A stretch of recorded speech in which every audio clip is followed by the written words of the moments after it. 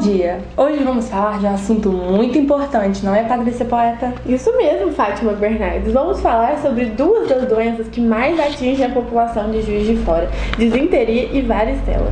Pois é. De janeiro até julho de 2013, tivemos 178 casos de disenteria e 134 casos de varicela, segundo dados da Secretaria Municipal de Saúde de Juiz de Fora. E o que a população não sabe é que ambas as doenças podem matar. Isso mesmo. Nossa repórter Carla está com a bióloga Carolinda. Ela é professora e pesquisadora da UFJF, para nos esclarecer um pouquinho mais sobre a situação. Bom dia, Carla! Bom dia, Patrícia Poeta. Estamos aqui com a bióloga Carolinda. Carolinda, você poderia nos falar o que é exatamente a disenteria? Bom, a disenteria ela é uma doença inflamatória do intestino, especialmente do cólon, e ela pode provocar diarreia contendo muco nas fezes ou sangue. Ela é uma doença causada por alguns micro-organismos, como parasitas, protozoários, bactérias, e ela acontece principalmente em locais onde não há saneamento adequado, principalmente o tratamento de água e de esgoto. Alguns dos micro-organismos que podem causar a disenteria são Salmonella e Escherichia coli.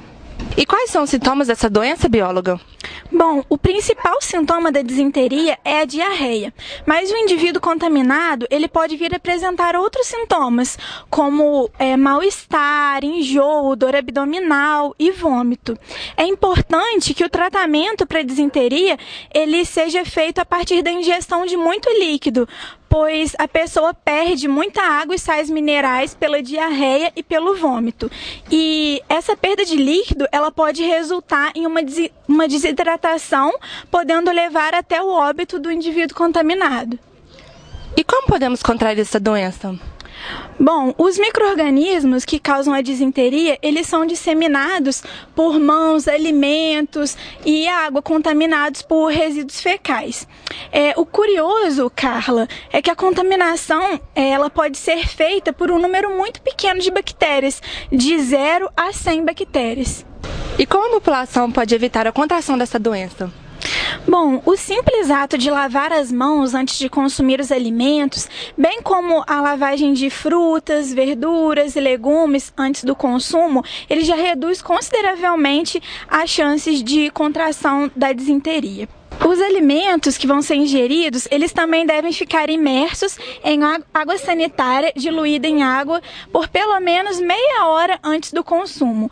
E é claro que as autoridades competentes devem fornecer medidas de saneamento básico para a população, porque pode evitar ou pelo menos dificultar a contração de doenças microbianas, além da disenteria e de outras doenças causadas por micro-organismos também. Muito obrigada, Carolinda. Vamos agora com a Suelen, que está entrevistando uma vítima desta doença. Olá, Carla. Esse aqui é o senhor José. Você pode nos falar um pouquinho da sua experiência com a disenteria? Claro, me senti um rei, né? Não saía do trono. Brincadeira, foi horrível, porque tive muitas dores no bucho e além de sair por baixo, ainda saía por cima. Foi uma coisa de louco. Mas eu fui no postinho lá, né? Aí o doutor falou que tinha que lavar bem as mãos, né? E lavar bem os alimentos, que é importante. Mulher tá fazendo lá essas coisas. Porque é muito importante, né? Fazer essas coisas que... Inclusive, a gente perdeu uma menina agora recente por conta disso. E eu fico até emocionada porque era menina muito bonita, muito nova. É uma pena, sinto muito, senhor José. Voltamos agora para o estúdio com mais informações. É com você, Fátima Bernardes. Infelizmente a disenteria fez mais uma vítima fatal. Agora vamos para os comerciais e já voltamos para falar sobre a varicela. Não saia daí. Até já.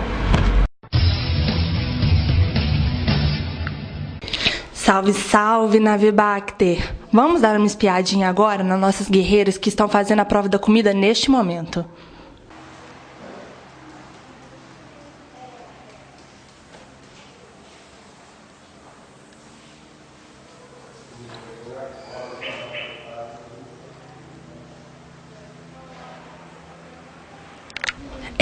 Parece que deu protozoário.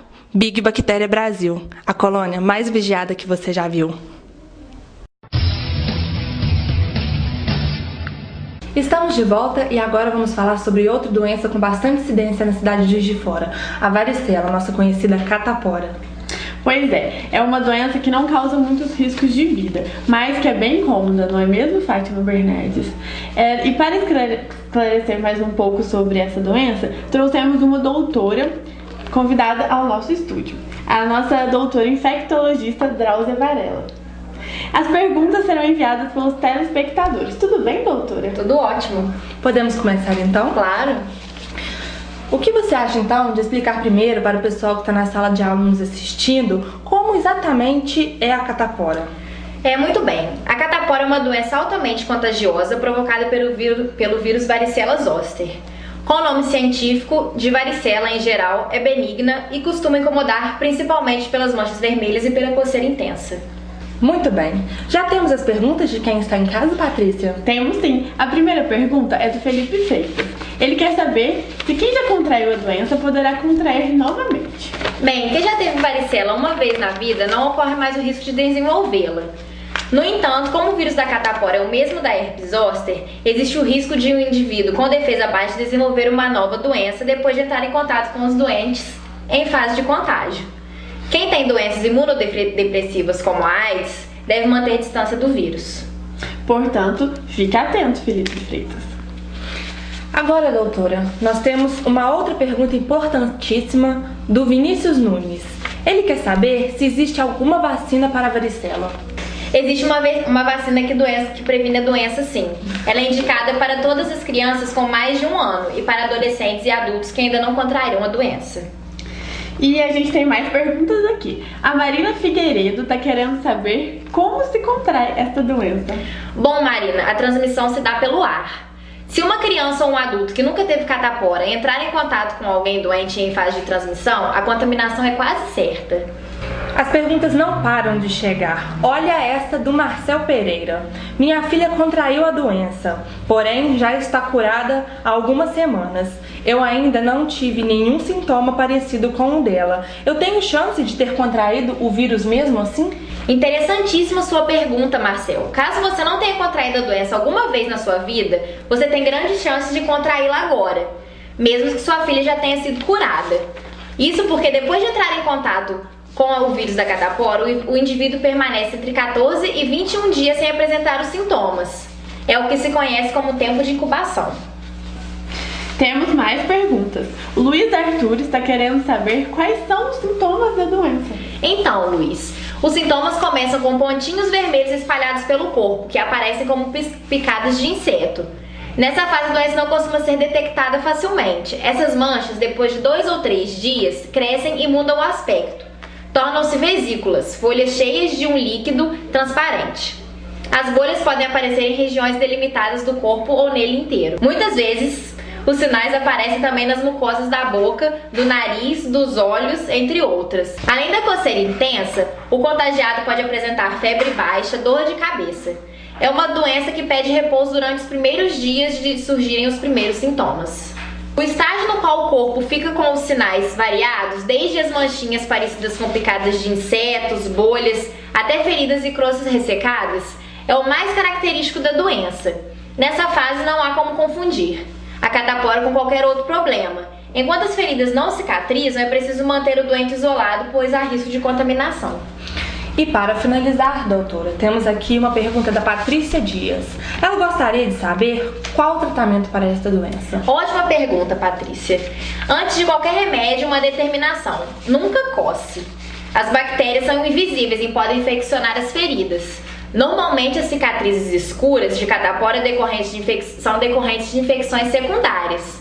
Cuidados locais, banhos com permanganato de potássio são sempre aconselhados para aliviar a coceira e cicatrizar rapidamente as feridas. Importante: dissolva um pacote ou um comprimido em 5 litros d'água. Se houver início de infecção, antibióticos podem ser receitados. Procure sempre o médico antes de tomar qualquer remédio. Se as dores de cabeça ficarem fortes, é possível que tenha surgido alguma complicação. Muito obrigada, doutora Drauzia. Vamos agora entrar em contato com a nossa repórter Sônia. Ela está com uma vítima dessa doença. Está me ouvindo, Sônia?